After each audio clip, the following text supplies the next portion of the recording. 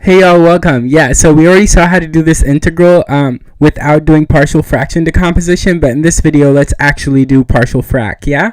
Okay, now notice that the denominator of our integrand, 1 plus x to the fourth, which is the same as x to the fourth plus 1, can be written like this. And all that we've done on the right hand side is we've taken x to the fourth plus 1 and added a middle term that wasn't there, specifically to x squared, and we make up for adding it by subtracting it, yeah? Okay, cool. Now this is a clever rewriting that you can use on similar problems, and what it's going to allow us to do here is notice that the first three guys here make the perfect square, x squared plus 1 all squared, and if we so choose, we can write 2x squared as a perfect square by writing x times root 2 all squared. So what I'm saying is the right side of the equal sign can be written like this. And upon writing it like this, we see that we've created a difference of squares. If we let a equal x squared plus 1 and we let b equal x root 2, we have a squared minus b squared. And we know that a squared minus b squared is the same as a minus b times a plus b.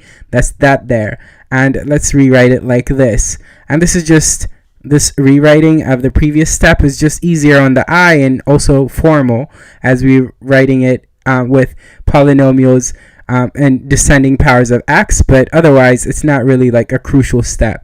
Okay, from here we do the partial fraction decomposition. Now because I have many videos dedicated to partial fraction decomposition, I'm not going to talk about the steps in detail here, but basically if you have a quadratic denominator, the numerator needs to assume linear form, and the name of the game beyond here is to figure out the four constants a, b, c, and d.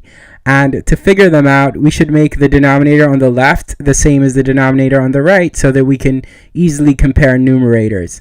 And so once you get common denominators on the right hand side, then setting the numerator on the left and the numerator on the right side amounts to writing this. Okay, and at this stage in partial fraction decomposition, there are two ways to proceed.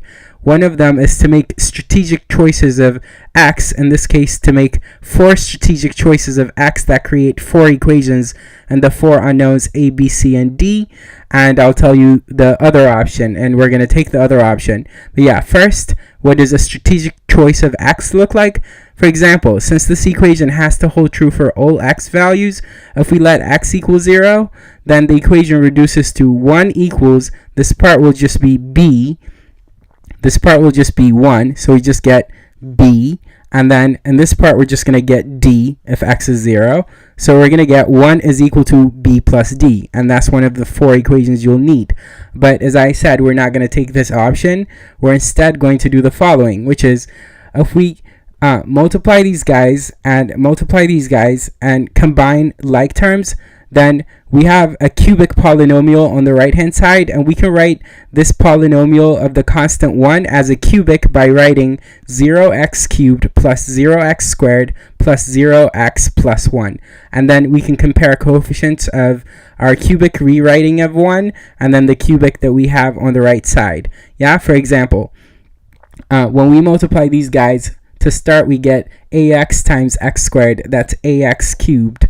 And in this part, we're going to get an ax cubed from multiplying cx and x squared. So we get ax cubed plus cx cubed. And since on the left, we have to write 0x cubed, that means a plus c has to equal 0. So you see, we have one equation, and we similarly, comparing coefficients, get 3 additional equations. So here are all 4 equations that you're going to get if you do it right. Yeah? Okay, cool. And then from here, of course, it's just solving a system of equations. And this is not a video on system of equations, so I'm just going to show you the answer. Yeah, so a will have to equal the negative of c, which is equal to negative 1 over 2 root 2. And b will have to equal d equals 1/2. Yeah? Okay, cool. So then coming back up here and substituting now the known values of a, b, c, and d, we see that 1 over 1 plus x to the fourth is going to look like this here. Yeah? Cool. So then integrating this is the same as integrating this, but this looks really cumbersome, so let's clean up. And by clean up, I mean from both of these guys, both quotients, let's factor out from the numerator a negative 1 over 2 root 2. And if we do, then we'll have to write this here. And so let me help you out a little bit. Okay, notice that if we distribute negative 1 over 2 root 2 to this numerator, we're going to get x being multiplied by negative 1 over 2 root 2. So that gets us this guy back. And then negative 1 over 2 root 2 times negative root 2 is going to give us positive root 2 over 2 root 2. The root 2's cancel, so we just get positive a half. Yeah? And then when we distribute this guy to this second part, this negative in front of the 1 over 2 root 2 is going to make this negative in the middle positive, right? So that's the plus sign. Otherwise, we get positive 1 over 2 root 2 multiplying this x, which gets us that, and you get it. Okay. So then we're going to need space. So boom, and yeah. So all I've done here is I've thrown an integral sign in front of this and a dx, and so then I do the same here, and clearly I can write this constant in front of the integral and nothing else fancy. And now the job is easy, because here in this part, if you let u equal this quadratic denominator, then the numerator times dx is going to be exactly du. So we have du over u here. And then in this part, if we let this here equal v, then the numerator multiplied by dx is going to equal dv exactly, if v is this guy here. Yeah? Okay, so I'm saying our integral will turn into, with this substitution with the named u and v, our integral is going to turn into this here.